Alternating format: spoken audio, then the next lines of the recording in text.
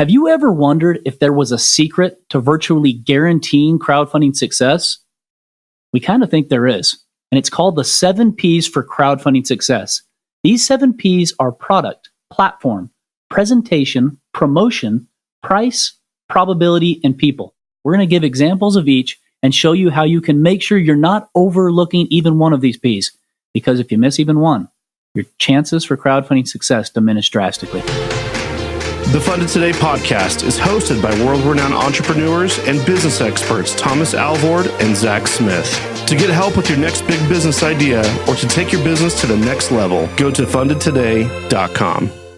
Welcome back. I'm Zach Smith. And I'm Thomas Alvord. You might recall in our last episode, we talked about the crowdfunding success matrix. So if you missed that one, go check it out. We pretty much distilled down the essence of crowdfunding to product and marketing. Very interesting, and I think it'll help you to make sense of some things that are a little bit confusing. In today's episode, we want to talk about the 7 Ps for crowdfunding success. These are 7 Ps that over the last 4 years, Thomas and I have created based upon the $200 million that we've raised that we think is the essence of crowdfunding. Well, and you use these 7 Ps to be able to analyze any campaign. If a campaign is succeeding, usually they have all of these 7 Ps lined up. And if it's failing, literally just tweaking one of these 7 Ps could be the difference of success or failure. And so really, it's another tool in your tool belt to be able to analyze a campaign, look at a campaign and say, hey, what do we do here? How do we improve? What's working? What's not? All right, so let's just dive right in. P number 1 is product. Now, you need to ask yourself some questions as you go about developing or inventing a product. How do you do that? Here's a bunch of questions I'd like you to start considering. Number 1, why is your product different, special, or unique? What's your story? How do you pair that story with the pain point you solved as you created your product? And what's your why? How do you get people excited about this? How do you create a tribe of excited people that are going to get behind your new product? Why are you doing what you are doing? Question number 2, we'll call it. Is there something about your product, some benefit that makes it wholly special? And one of my favorite questions that we started developing because we see so many crowdfunding products on Kickstarter and Indiegogo, would you personally buy your product? Will your family and friends actually give you cash in advance for it? That's the whole triple F that we talked about in an earlier podcast episode. How about your Facebook and LinkedIn contacts? Another question, is your product innovative? Thomas and I always talk about techie or cool. The idea of making something ordinary techie or cool. We'll talk about that a little bit later on. Is it more niche or more ubiquitous? How dialed in are you with your product? And then finally, will a lot of people need or want your product and or its benefits? We think if you start by asking these questions, you're going to create a product that resonates with the masses. And that's product. Now let's talk a little bit more about product in terms of story. One of my favorite examples is a client, 2 clients actually, Ryan Krantz and Bowman Farrar. These guys had invented a watch, but I want to talk about the story really quick because the story is what makes this so cool. It's called Lunoware, and ready for the ad copy? You don't even need to see the ad. You don't even need to see anything about this watch to see why this works so well. This 73-year-old watchmaker launched a Kickstarter to pass on his legacy of watchmaking to his grandchildren. His newest watch is awesome. You have to see this. No wonder these watches are so popular. That's kind of what created the curiosity. And if you could see the ad didn't even show the watch to start. That was the job of the presentation. It was this story that resonated with people, and it resonated to the tune of raising $50,000 or more a day at many times. That's the power of a good story that pairs and synchronizes well with your product. And when we look at a campaign that we're working on and it's not performing, we are going through these Ps and we're saying, is it a price issue? Is it a promotion issue, which is a marketing issue? Is it a platform? It's just not the right, Kickstarter is not the right platform. Or is it a product issue? And really the product is, do people want this? If you have a product that people actually want and it is not converting, then it's going to be one of the other P's. But if you have all of your other P's set up and they're right and people still aren't buying, you probably have a product issue. You actually have a product that there's not a market for. There's not demand for it. And really that's what we're looking at in the product. Is there demand for this? Is there a market for this? And if so, you should be selling, and it's probably one of the other P's. So the next P that we look at is platform. And platform is just like it sounds. Is your product a good fit for the Kickstarter and Indiegogo platform? There's different platforms you can launch on. Obviously, you have the internet, e-commerce, your own website. You could do retail. You could try to get into Costco or to Walmart or some other retail place. You could do Amazon. You could do Etsy. You could do eBay. You could do door to door. You could do Kickstarter or Indiegogo. And there's also equity crowdfunding platforms where you could do equity raises. So there's a lot of platforms where you could potentially launch your new venture. A lot of people ask, well, which product is good for Kickstarter? Or which product is good for Indiegogo? Or is my product even good for crowdfunding? That's where platform comes into play. And I use a really easy example. Let's say you own a lawn care company or a pest control company or a fertilization company. If you launch those particular products on crowdfunding, you've got a very high chance of failing unless you can really rock out the triple F. However, if you employ a sales force and you have them knocking doors, you have a good chance of getting a lot of clients. That's the difference in platform. Kickstarter is great for products. It's good for e-commerce related types of things. Kickstarter is not so good for apps. They try to do good for films and other sorts of things. They're not so great for that either. Kickstarter is good for board games. It's a new niche that's popping up quite a bit. Anything in that space. When I say Kickstarter, I mean Indiegogo as well. Now, there is something that I get asked a bunch when we get into platforms specifically, and it's, well, should I go on Kickstarter or should I go on Indiegogo? And the answer is very, very simple. You should always go on Kickstarter unless Kickstarter doesn't accept your product. You get turned down, then you can go to Indiegogo. Or Indiegogo is going to bend over backwards to help you, because Kickstarter, the probability of being able to raise more money on Kickstarter is about triple nowadays compared to what you will raise on Indiegogo. So if I go to Kickstarter with the exact same idea, exact same story, exact same product, and I raise $100,000, I might only raise $33,000 on Indiegogo. Now, the good part is Indiegogo has a pretty awesome feature called Indiegogo In Demand. After your campaign is over, you can use their Indiegogo In Demand platform to continue to raise money for your product. And that's platform in a nutshell. And if you launch on Kickstarter or Indiegogo and your campaign isn't successful, it doesn't mean you necessarily have a bad product. It could be that that's the case.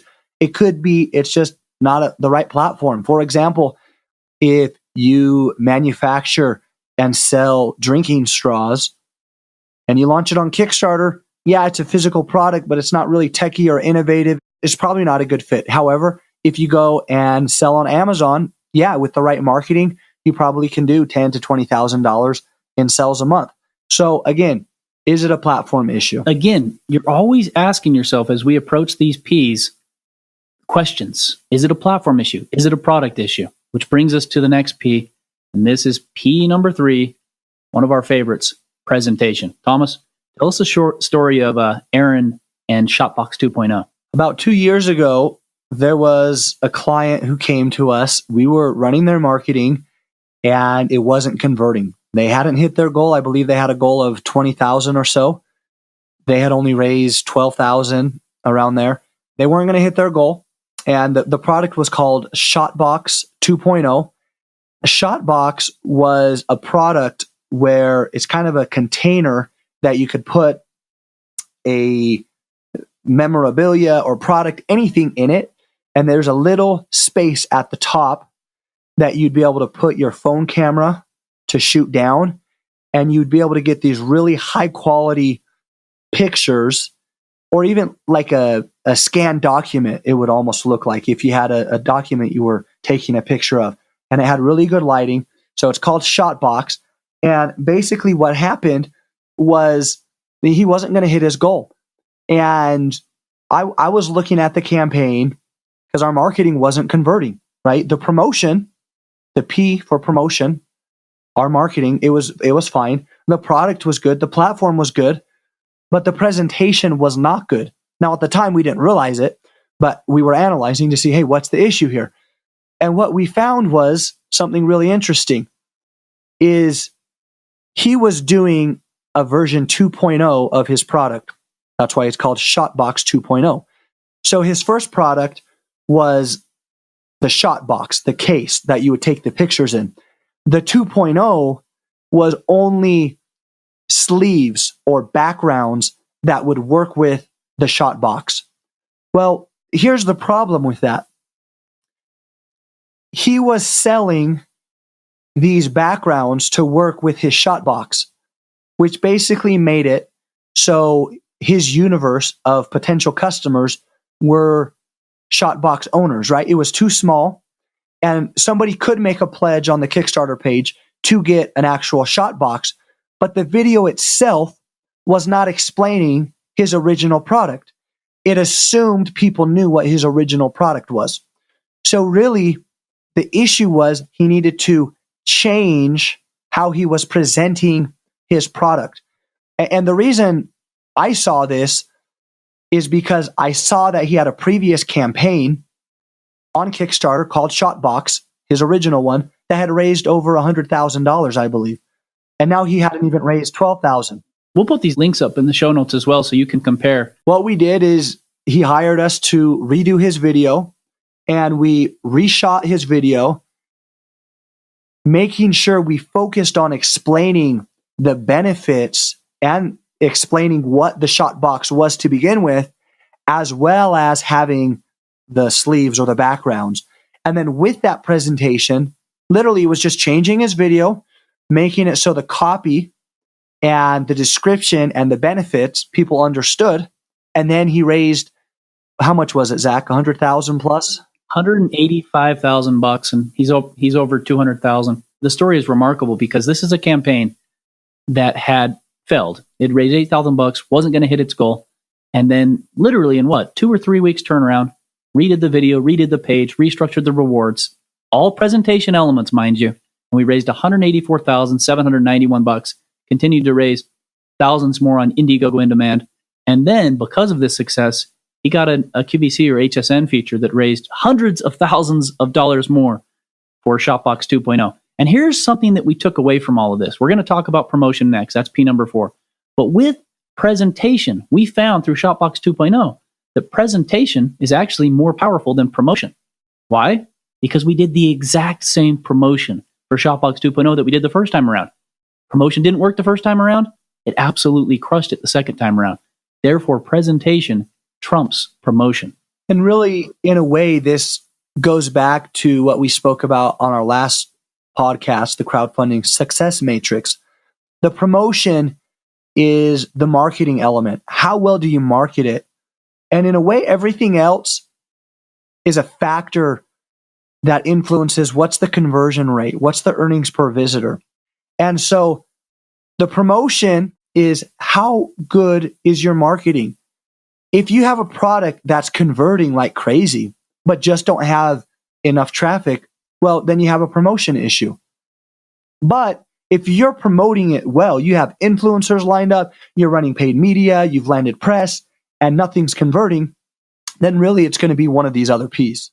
So let's talk about P number 4, promotion. This is kind of the P that gave Funded Today the world famous reputation. It's the sizzle. It's what everybody wants to know. How do I get more eyeballs on my page? Promotion. We have dialed it down to several different elements, and I'm just going to kind of shout them off real quick, and then we can speak to them a little bit more specifically. Promotion comes down to anything you can do legally, ethically, again, totally in line with Kickstarter's and Indiegogo's terms of service, of course, to bring traffic that converts to pledges to your page. That's promotion. And promotion on Funded Today's end consists of paid media.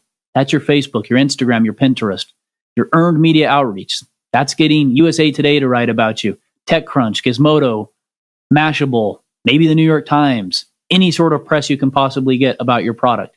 That's the earned media outreach side of things. Cross collaborations. Cross collaborations are basically finding people who have similar ideas. Let's use Shotbox as an example. let's say Shopbox was two different people, and Shopbox had his panels, and then there was another guy, Shopbox, running the actual Shopbox. So Shopbox could go to the panel guy and say, hey, tell all your panel guys about this Shopbox. And in exchange for you telling all of your Shopbox guys about these panels, I'll tell all my panel guys about your Shopbox. That's a cross collaboration. You scratch my back, I'll scratch yours. The best part is on Kickstarter and Indiegogo, there are thousands upon thousands of products that might be similar to your own, but slightly different enough so that it won't necessarily create competition. You can reach out to them and ask them to promote your product, and in turn, you can promote their product. That's cross collaborations or cross promotions. And then finally, cashback. Cashback is a way to incentivize people to purchase. We came up with the idea that if you are a crowdfunding backer and you love backing crowdfunded products, why don't we just give you a discount for purchasing? And that's what we do. Anybody who's part of the cashback network can get 10% cashback from any product in our marketplace. And so if you're a serial crowdfunding backer, you always go to the Funded Today Cashback Network because you can get 10% off backing the same products you're going to back anyway. It just seemed like a no-brainer for us, and we've grown that network to hundreds of thousands of people now, and we raise hundreds of thousands of dollars a month through that means of promotion. And all of these items, along with anything else that we think of as the years go on, factor into the P, number 4, of promotion. Now, the fifth P is price. What's your price point? How much are you selling it for? Price makes a substantial difference. Price will influence your conversion rate and how many people back your campaign. One of the reasons you launch on Kickstarter is because of the organic traffic, the love basically, that you get from Kickstarter, because you have all these other people browsing on Kickstarter, right? It's the same idea why people put their product on Amazon. It's because you're part of a marketplace and you're getting a lot more eyeballs than you otherwise would get if you were just on your own webpage.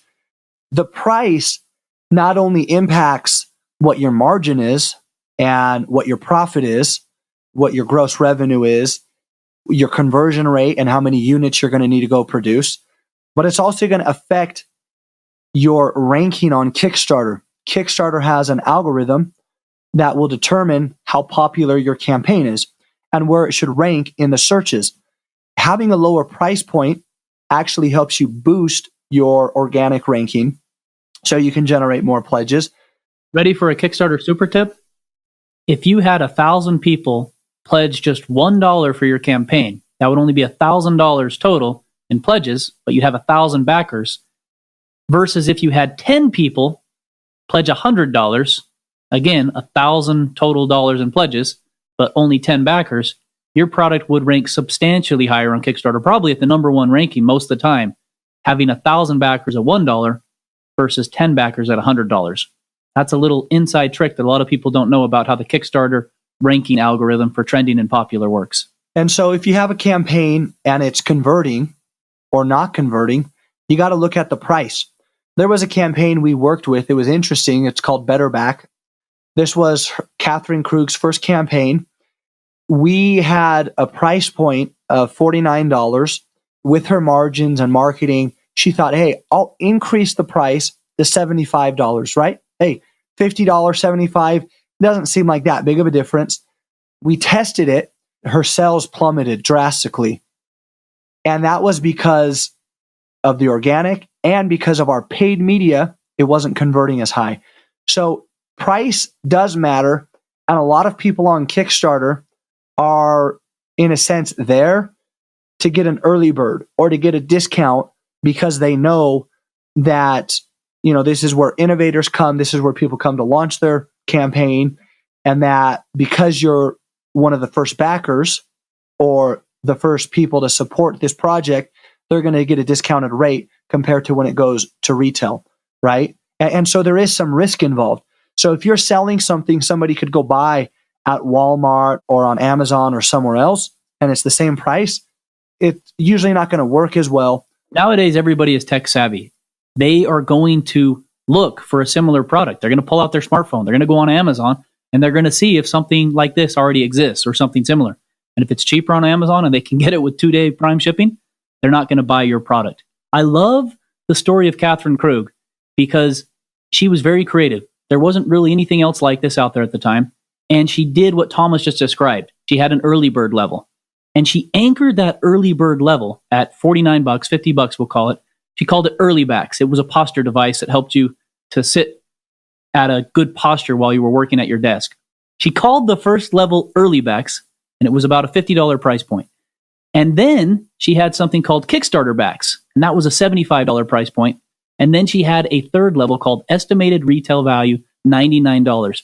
We call this anchoring your pledges. So she actually had all of those pledges on her Kickstarter campaign. Pledge $49 or more, get yourself an early back. Pledge $75 or more, get yourself the same product.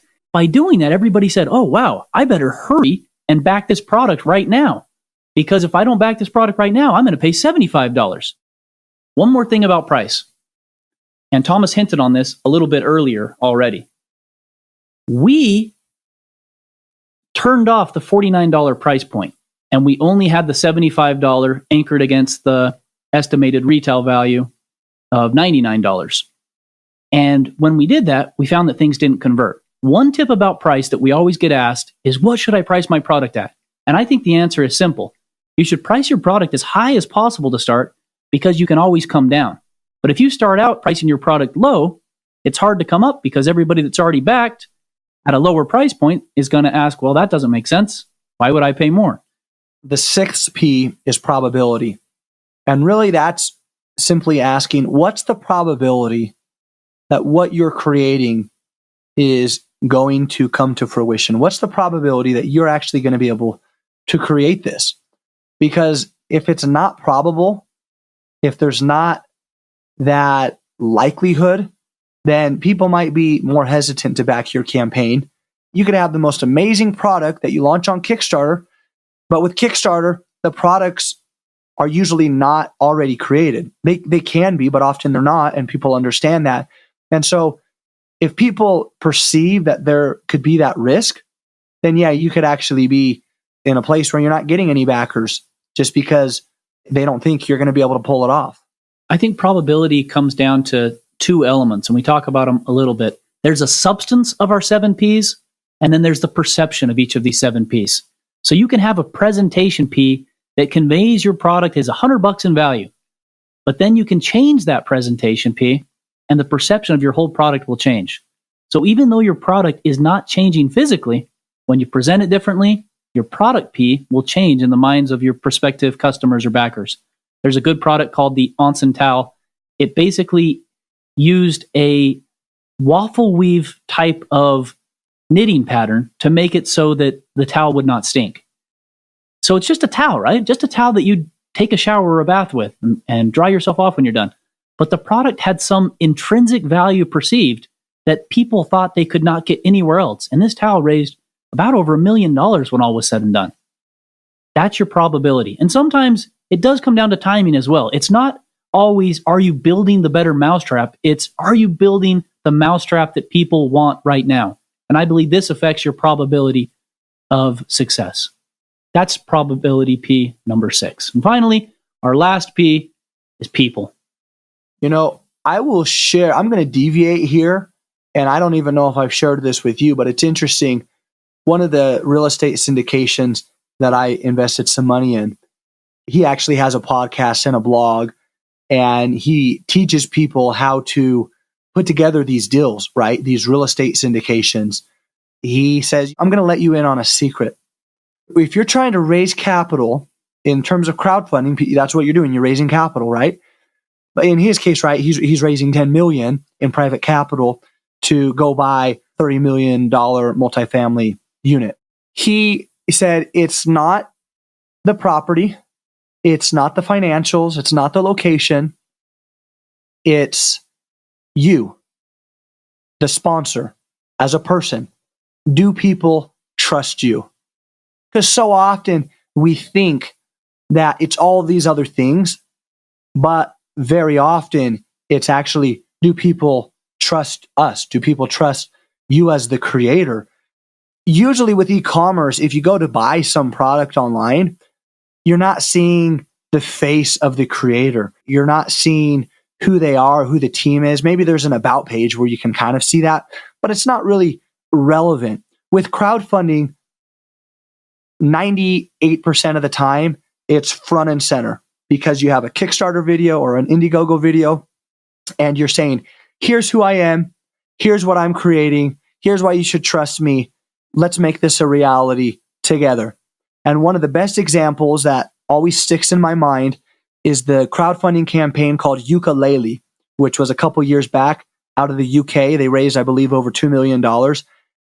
The creators of Ukulele were some of the people who used to work on the video game Donkey Kong, right? So right out of the gate, it doesn't even really matter what they say or don't say. You're like, oh, are you kidding? I grew up playing Donkey Kong. These are the guys that used to work on that on Donkey Kong, and they're creating this new game. Dude, 100%, I'm in. It's going to be amazing. If you have expertise in what you're doing or experience, you want to display that and show people that, look, what I'm creating here is actually going to be something amazing and substantial because of who you are. And you don't have to say it in those words, but if you share your background and you share your expertise, people will draw the connection. That people element of the 7 Ps can have a substantial impact on your campaign. I really love that, Thomas. I think you've hit the nail right on the head. I actually had an experience just a couple days ago. I was doing some freelance consulting for free, actually, for a product on Kickstarter right now. It's actually was for a film that's looking to get brought to life. And the campaign had done pretty good right off the bat. This guy had had a successful campaign before. He's making a movie called Reign of Judges. And it's about a story in the Book of Mormon. And he's raised 6 figures for it so far, which is pretty impressive because most short films don't raise very much money on Kickstarter, if any money at all. So he's already in that top 1%. He'd reached the typical plateau in the middle of his campaign where he hadn't raised any money. And I went and watched all of his content, watched all of his videos. And this is a guy who conveys the KLT that Thomas just talked about. Know, like, and trust. KLT, right? Every time he made a video, he'd get like a spike in pledges, like crazy. And then he made this most passionate, intense video where he's in there. He's almost crying a few times. He's talking about all the different things he's done. He's laying his life on the line. He's talking about how he hasn't done anything else for years. It's so passionate. It's so compelling that you watch it and you're convinced that this guy is going to make it happen. Because on crowdfunding, there's a chance that what you're backing doesn't come to life. And this guy's plea, this guy's cry is kind of like the Reign of Judges title of liberty that he's referencing. The title of liberty is about a guy in the Book of Mormon who rallies an entire civilization of people to a cause of freedom. And that's what this guy did for his campaign. It was beautiful. And guess what happened? The next day, he raised 4 to 5 times more than his average raise after he released this passionate video. And for me, I think that hit home on the people side of P, whereas it can really trump every one of the other elements if you get the people element right. If people know you, if they like you, if they think they can trust you, if they know that you're going to bring this product to life and that you're devoting yourself to making it happen, I think you're going to resonate more with your backers. And that's P number 7, people. So let's sum things up.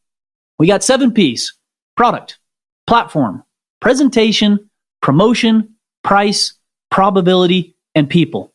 And all of these 7 Ps matter. If you're underutilizing even one of these Ps, your chances for success diminish drastically. Now, on to the product of the week. For myself, the product of the week has to be the Spyro 1. It's the next generation of water guns. It has a built-in battery. When you shoot it, it kind of shoots like bullets. You're able to fill it up. I believe it's only 14 seconds that you can do an auto quick refill. You basically have constant pressure. You never have to pump it up. And it has a digital display that shows you how much water you have in the tank and how much battery you have. It's a super cool water gun. You should definitely check it out. And my product of the week is the Soul Solar Scroll. I just had a chance this last year to go to Mount Everest Base Camp and Kalapatar, which is just over 18,000 feet altitude. If you've ever carried around solar panels to try to charge your devices so that you can take some pictures at a place where it is pretty desolate, this product would have come in handy. I was always fumbling with my solar panels, moving them around on my backpack, trying to get them to hit the sun right. It was bulky. It was uncomfortable. I was always afraid that I was going to break them. The Solar Scroll fixes this problem, in my opinion. It's a portable solar charger that works just like a scroll. Picture one of those scrolls that you pull out back in pirate times, and it looks like a map, and then it can snap back into a little case. That's what the Solar Scroll is. And the scroll part is the solar panel. And the solar panel charges, and you can snap it right back and put it right in. It's pretty amazing, pretty cool, and it provides limitless outdoor charging for your outdoor adventures. Check it out. It's the Solar Scroll. It's ending soon on Kickstarter, but you'll probably be able to catch it on Indiegogo On Demand or on e-commerce shortly. Thank you so much for tuning in this week. Be sure to tune into our next masterclass. This one is going to be really special, and it's kind of personal to me. We are bringing on our Director of Page Design at Funded Today, Luke Morris. He's going to be going over the presentation P as it relates to structuring your rewards, designing your page. He's had a lot of experience. He's raised millions of dollars for lots of campaigns. He's going to basically reveal everything he does, what he looks at, how he goes about it, how to design a beautiful, amazing page that converts. You're not going to want to miss it. That's next time on the Funded Today podcast. And remember, don't wait until tomorrow. Get funded today. Funded Today is the worldwide leader in rewards-based crowdfunding on Kickstarter and Indiegogo. Combined, they have raised over $200 million and counting for thousands of new ideas and inventions worldwide. If you've got an idea for a new product or invention, visit fundedtoday.com to speak with one of their experts.